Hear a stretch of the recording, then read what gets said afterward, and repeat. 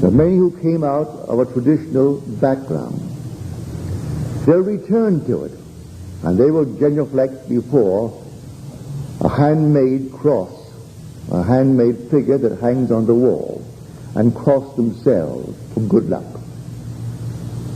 and think that the speaker who taught them in the beginning has turned into a devil. They will. Then I rejoice, because these signs must come. It's part of Scripture.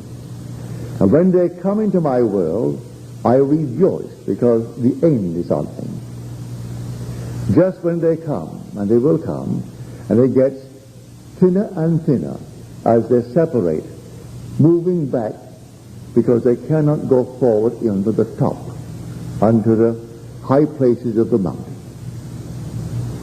And then you'll exactly who understood you and who did not understand you. Let me now make it quite clear. You have the gift. You can speak, and you form these little speech movements within yourself.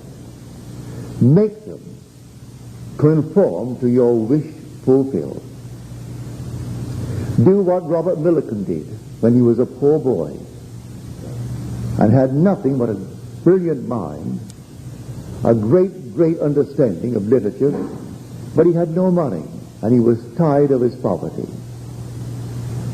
And knowing how the mind works, he constructed a sentence, if true, would imply he was no longer poor. And his sentence is a beautiful sentence. I have, not going to have, I have a lavish, steady, dependable income, consistent with integrity and mutual benefit. That was the great Robert Millikan, who was the head of Caltech, who gave us his discovery of cosmic rays, who when he died could leave a fortune behind to his charities. I know that the YMCA was one of them, and got a fortune from him. He already settled on his sons and made them financially independent.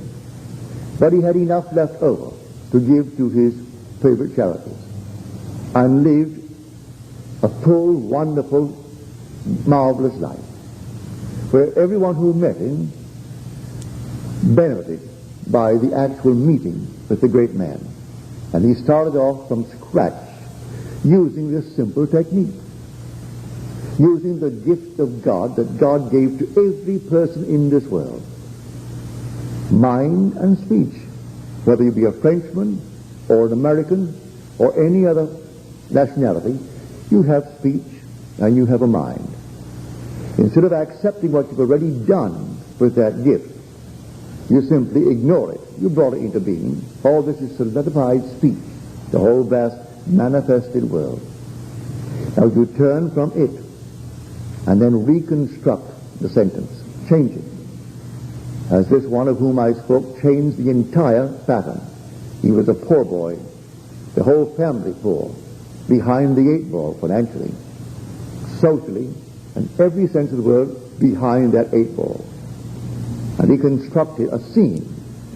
And as he read the so-called letters, which implied that the family owned the building, he was repeating within himself as he read it. And it took 2 years. He persisted. At the end of 2 years, the family owned it. And from then on, you couldn't stop them.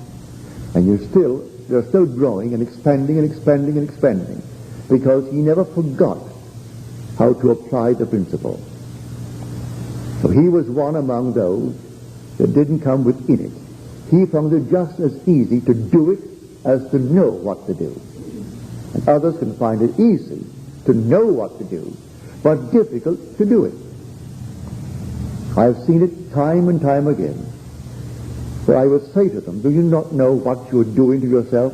Yes, but just give me one little moment, because I'm so enjoying the feeling of getting even with them, getting even with no one. There is no one else in the world. As you are told, I am the Lord, and beside me there is no God.